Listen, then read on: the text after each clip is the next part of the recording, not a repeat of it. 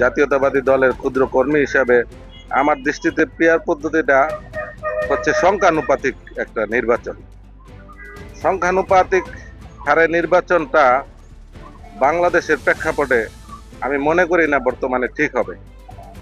কারণ সংখ্যানুপাতিক হারে নির্বাচন হলে এখানে আপনার বিভিন্ন ক্ষুদ্র ক্ষুদ্র অংশ, ক্ষুদ্র ক্ষুদ্র গোষ্ঠী, তাদের একটা ভোটের যে আনুপাতিক হারে যে এমপি বা পার্লামেন্ট মেম্বার নির্বাচিত হবে, তাদের সমন্বয়ের মাধ্যমে একটা সরকার গঠন করতে হবে।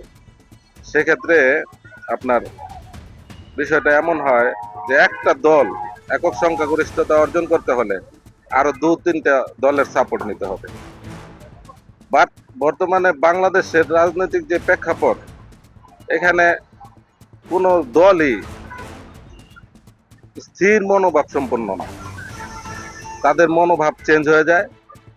দেখা গেছে একসাথে সরকার গঠন করলো, 1 মাস 2 মাস বা 1 বছরের মধ্যেই তাদের চিন্তা চেতনার মিল আর থাকে না।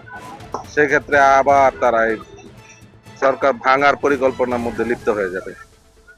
যেহেতু এদেশে একটা সংসারই গঠন হয়, সামান্য বিষয় নিয়ে ঝগড়া বিবাদের মাধ্যমে স্বামী স্ত্রী কোলাহল হয়ে একটা সংসার বিচ্ছেদ হয়ে যায়।